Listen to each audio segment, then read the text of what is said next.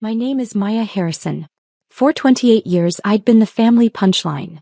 The daughter who never amounted to anything while my brother Derek built Dad's legacy into a tech empire. At least that's what the family believed. If you've ever been dismissed by your own family, hit that like button and subscribe right now. You're not going to want to miss what happened next. Growing up, I learned early that love in the Harrison family came with conditions. Derek was 4 years older, charismatic, and blessed with Dad's natural business instincts, or so everyone said. I was the quiet one, the bookish daughter who preferred coding in her room to networking at Dad's country club. Maya's just not built for business, Dad would say at dinner parties, martini in hand. Some people are thinkers, some are doers. Derek's a doer. Mom would pat my hand sympathetically. You're wonderful at your little computer things, sweetheart. Everyone has different talents. My little computer things. At 16 I'd already taught myself Python, JavaScript, and SQL. By 18 I was freelancing for tech startups, building their backend systems. But when I tried to show Dad my work, he'd glance at the screen and say, "That's nice, honey. Derek just closed a $2 million deal." The comparison was constant, corrosive, calcifying. When I was 22, fresh out of college with a computer science degree, Dad officially brought Derek into Harrison Technologies. The company manufactured industrial IoT sensors, the invisible tech that powered smart factories and supply chains. Dad had founded it 30 years ago, built it from nothing. This will be Derek's one day, Dad announced at the celebration dinner. The family legacy. What about Maya? My grandmother asked quietly. She was the only one who ever questioned the golden child narrative. Maya's not interested in the business. Dad didn't even look at me. She wants to do her own thing. That wasn't true. I'd asked to join the company twice. Both times, Dad said I wasn't ready yet, and that I should get more real-world experience first. Derek had been handed a vice president title straight out of his MBA program. I stopped asking. Instead I worked. I took a position at a mid-tier software firm, spent my days writing code and my nights building something of my own. A platform for AI-driven financial analysis, predictive algorithms that could spot market patterns humans missed. I called it Vantage Systems. My grandmother was the only person I told. She'd pull me aside at family gatherings, ask about my progress with genuine interest. "Your grandfather would be so proud," she'd say. "He always said you had his mind, the one that sees 3 moves ahead." He died when I was 25. Her will left me $500,000, explicitly designated for Maya's entrepreneurial pursuits. Derek got the family vacation home in Aspen. The money gap was obvious. "Grandma always had a soft spot for you," Mom said almost apologetically. She worried you'd struggle. The implications stung. Charity for the daughter who couldn't make it on her own. I took that $500,000 and poured it into Vantage Systems. Within 6 months I had 3 corporate clients. Within a year I had 12. Within 18 months, a private equity firm offered me $50 million for a 40% stake. I took the deal. Suddenly, Vantage Systems was valued at $125 million and I owned the majority. I didn't tell my family. I wanted to see if they'd love me without knowing. Call it a test. Call it self-preservation. Call it watching people reveal who they truly were when they thought you had nothing to offer. While my family believed I was still figuring things out, I was building. Vantage Systems grew fast. Too fast for me to handle alone. I hired a CFO, Elena Vasquez, who'd left Goldman Sachs specifically to work with me. She saw what I was building and wanted in. "Your family doesn't know?" she asked once over coffee in our newly leased office space. "No." "Why not?" I stirred my latte watching the foam swirl.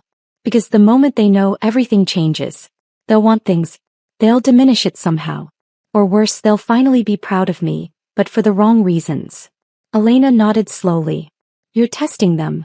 "I'm protecting myself." By 27, Vantage Systems had expanded into predictive analytics for healthcare and manufacturing.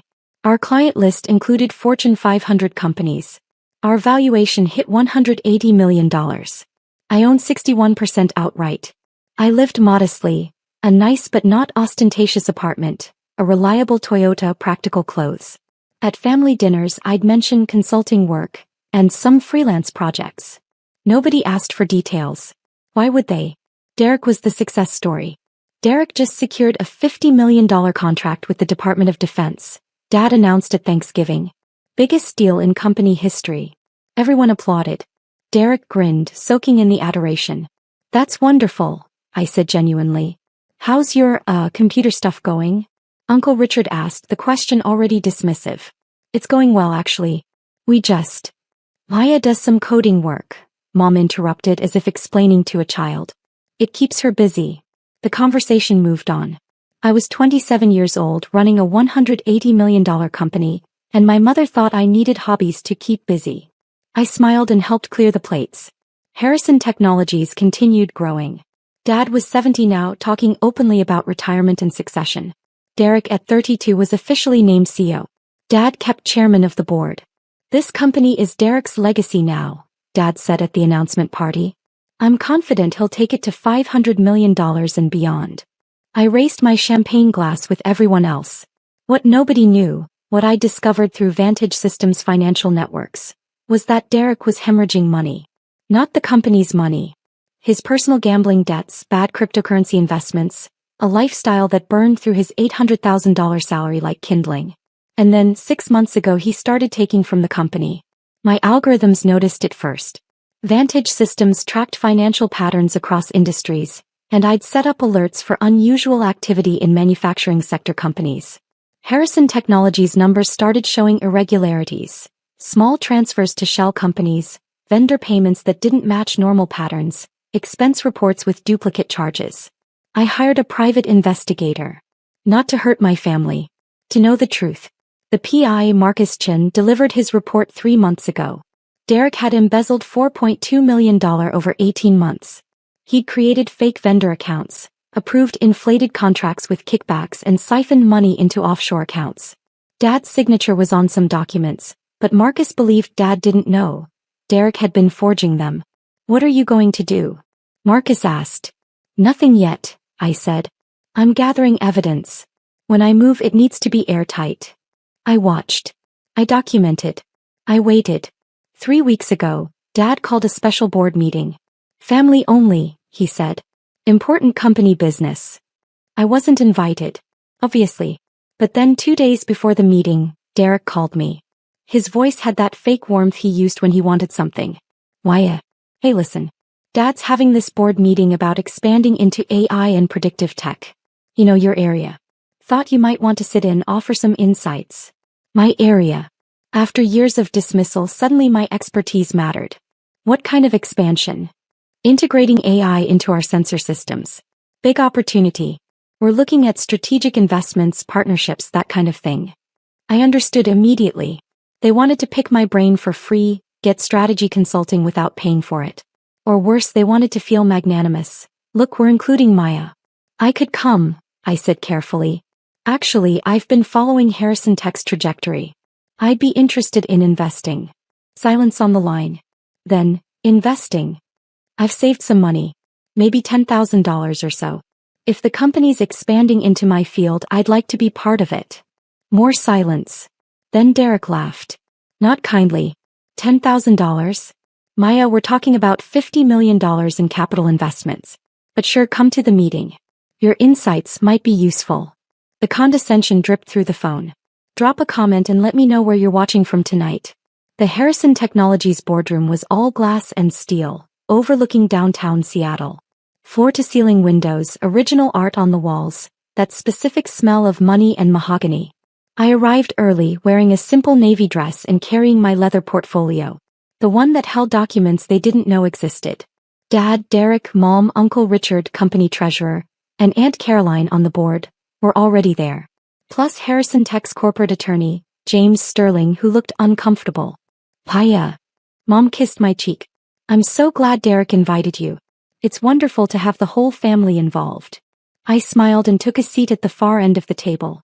Derek stood at the head, a presentation already loaded on the screen. Alright, let's get started. As you all know, we're positioned to dominate the AI-integrated sensor market. I've identified 3 strategic moves. He clicked through slides. Partnerships with AI firms.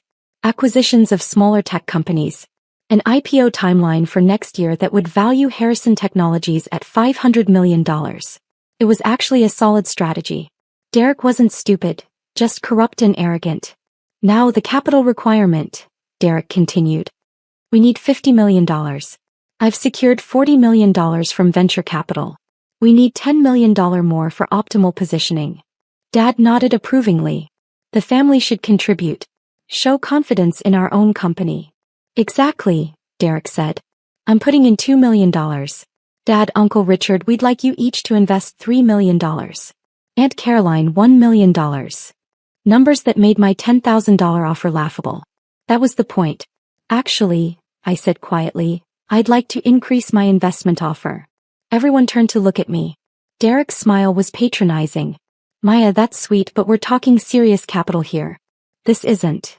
$15 million, I said. I can have it wired by Friday. The room went silent. Dad actually laughed. Maya, honey, where would you get $15 million? My business has done well. You're consulting? Mom looked confused. Sweetheart, that's impossible. You'd have to. Keep your pathetic savings, Derek cut in, voice sharp now. The facade dropped. This is a $200 million company, not a lemonade stand. We don't need desperation money from someone pretending to play entrepreneur. The words hit exactly as intended. Dad didn't defend me. Uncle Richard looked away. Mom's sympathetic smile said, Derek's right, honey, don't embarrass yourself. I opened my portfolio quietly. Inside were documents. So many documents. I'm not pretending, I said softly. Why, James Sterling, the attorney, spoke up. His voice was gentle but firm. Perhaps we should discuss your financial situation privately. This board meeting isn't. A knock at the conference room door. Everyone turned. Derek's assistant opened it, looking pale. Mr. Harrison? There are people here from the SEC and the FBI. They say it's urgent. 3 people entered. A woman in her 50s wearing a gray suit, an FBI badge on her hip. 2 men in darker suits, SEC credentials already out. Sorry to interrupt, the woman said. Not sorry at all. I'm Special Agent Victoria Reeves, FBI Financial Crimes Division. These are investigators Martin and Okonkwo from the Securities and Exchange Commission. We're executing a warrant related to Harrison Technologies' financial activities. Dad stood up, face reddening. What is this about? We've done nothing. Sir, please remain seated. Agent Reeves' voice was pure authority. We're here regarding a fraud complaint filed by your majority shareholder. It alleges systematic embezzlement, securities fraud, and wire fraud totaling $4.2 million. Derek's face went white. Majority shareholder? Dad owns 60% of the company. No, Investigator Martin said, opening his briefcase. According to our records, your father owns 23%. You own 15%. The majority stake, 61%, belongs to Vantage Systems LLC. I watched Derek's brain try to process this. Phil. Restart. Vantage Systems? Dad's voice cracked. What the hell is Vantage Systems? Agent Reeves looked at me. Ms. Harrison, you filed the complaint. Do you want to explain, or should we? Every eye in the room turned to me. I slid the first document across the table. A stock certificate. Harrison Technologies. 61% ownership. Vantage Systems LLC majority owner. Maya Harrison, sole proprietor of Vantage Systems. I wasn't hiding, I said quietly. I was watching. Mom picked up the document with shaking hands. Maya, what is this? 3 years ago, when the company needed capital for the sensor expansion, Dad took out a loan from a private equity firm. He didn't read the terms carefully. The firm had an option to convert the debt to equity if certain performance metrics weren't met. I pulled out another document. The metrics weren't met. The firm exercised their option and took 35% of the company. Dad's stake diluted to 23%. Derek's to 15%. Dad's mouth opened. Nothing came out. That private equity firm was a subsidiary of Vantage Systems. My company. I've owned the majority of Harrison Technologies for 2.5 years. You just never asked who held your debt. The silence was absolute. You. Derek's voice was strangled. You've been spying on us. Monitoring my own investment, I corrected. Which is how I discovered that you've been stealing from a company I own. I slid the PI report across the table. 200 pages. Wire transfers. Forged documents. Shell companies. Offshore accounts. Every single theft documented with dates, amounts, bank records. $4.2 million, I said. Embezzled over 18 months. You created fake vendors. You approved contracts with kickbacks. You forged Dad's signature on authorization forms. Derek grabbed the report, flipping through pages, his hands shaking. You can't. Where did you? I hired the best forensic accountant in Seattle, I said calmly. And the best private investigator. And the best corporate attorney. Because when you own 61% of a company, you protect your investment. Hit that subscribe button if you've ever had to set boundaries with toxic family, because what happened next changed everything. Aunt Caroline found her voice first. Maya owns the company? Since when? How? My company, Vantage Systems, is valued at $180 million, I said. We do AI-driven predictive analytics for Fortune 500 clients. I've built it over 6 years while you all thought I was figuring things out. I pulled out another document. Forbes magazine. The 30 under 30 list from last year. My photo. Maya Harrison, 27, founder and CEO of Vantage Systems. Mom's hand went to her mouth. You never asked, I said simply. You never asked what I was building. You never asked about my work. You assumed I was failing because that fit your narrative better. Maya. Dad's voice was weak now. Why didn't you tell us? Because I wanted to see if you'd love me without the money. I wanted to see who you really were when you thought I had nothing to offer. I looked at Derek. His face had gone from white to gray. You showed me exactly who you were. Every dismissive comment. Every time you called my work cute, or adorable, or little computer things. Every time you made me feel worthless because I didn't fit your definition of success. And then, I continued, my voice harder now, you stole from me. You took money from a company I own. You forged documents. You committed fraud. Against your own sister. Agent Reeves stepped forward. Derek Harrison, you're under arrest for wire fraud, securities fraud, embezzlement, and forgery. You have the right to remain silent. Derek tried to stand. His legs gave out. He collapsed back into the chair as handcuffs clicked around his wrists. No, wait, Maya. His voice cracked. I didn't know you owned. If I'd known. You would have stolen from me anyway, I said. You just would have been more careful about it. They lifted Derek to his feet. He was crying now, mascara-free tears streaming down his face. Dad, do something. Tell them. But Dad was staring at the documents spread across the table. Stock certificates. Forbes magazine. Bank statements showing Vantage Systems accounts. $89 million in liquid assets. His daughter's company. The daughter he dismissed as not being built for business. Mr. Harrison, investigator Okonkwo said, we'll need to examine your role in this. Some of these documents bear your signature. I never signed those, Dad whispered. Derek must have forged them. That's what we'll determine. The investigator's tone was neutral. You'll need to come to our office for questioning. Uncle Richard stood abruptly. I had no knowledge of any fraud. I'm the treasurer, but Derek handled day-to-day finances. I can provide my records. We'll be speaking with all board members, Agent Reeves said. They led Derek toward the door. He looked back at me one last time. Maya, please. I'm your brother. You were my brother when you stole from me. You were my brother when you called my savings pathetic. You were my brother every time you made me feel worthless. I kept my voice steady. You taught me exactly how much I was worth to you.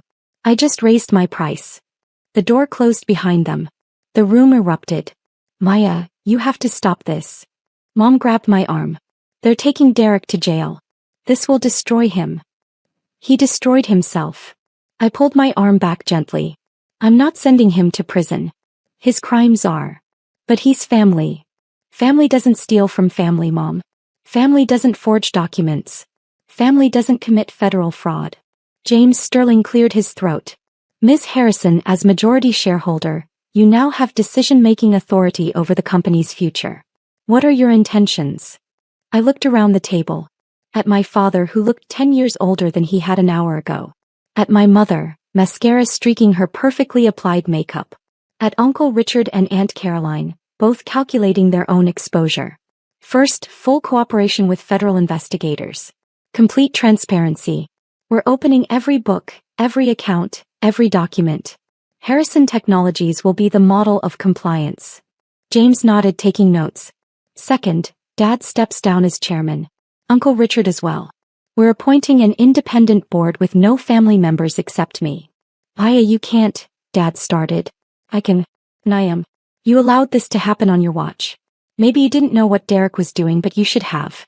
You were so busy celebrating your golden child that you never looked at the actual numbers. Third, the company name changes. I'm not destroying Harrison Technologies. The employees, the clients, they've done nothing wrong. But we're rebranding. New name, new leadership, new direction. And fourth, I stood up, gathering my documents. I'm moving Vantage Systems headquarters to Seattle. We'll be integrating the companies. The technology Derek wanted? It's already mine. The AI platform he wanted to partner with? I built it. I looked at my father. Really looked at him. You said I wasn't built for business, Dad. You said I was a thinker, not a doer. Turns out I'm both. I just didn't need your permission to prove it. His face crumpled. Maya, I'm sorry. I'm so sorry. I never meant. Yes, you did. My voice was soft but firm. Every time you compared me to Derek, every time you dismissed my work, every time you made me feel less than, you meant it. You believed it. But if you'd told me, if I'd told you, you would have found a way to diminish it. Or you would have suddenly been proud of me, but only because I fit your definition of success. I didn't want conditional love. I wanted you to see me. Just me. Without the money, without the company, without any of it. Tears were streaming down his face now. I did see you. I do see you. No, Dad. You saw what you expected to see.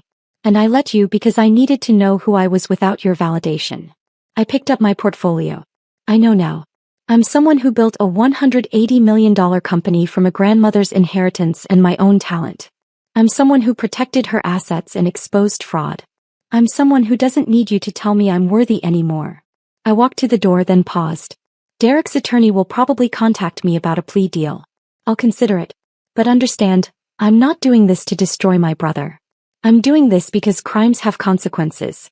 Because family doesn't shield you from responsibility. Because I'm done being the punchline of a joke I never found funny. Mom's voice was small. What about us? What about Thanksgiving, Christmas?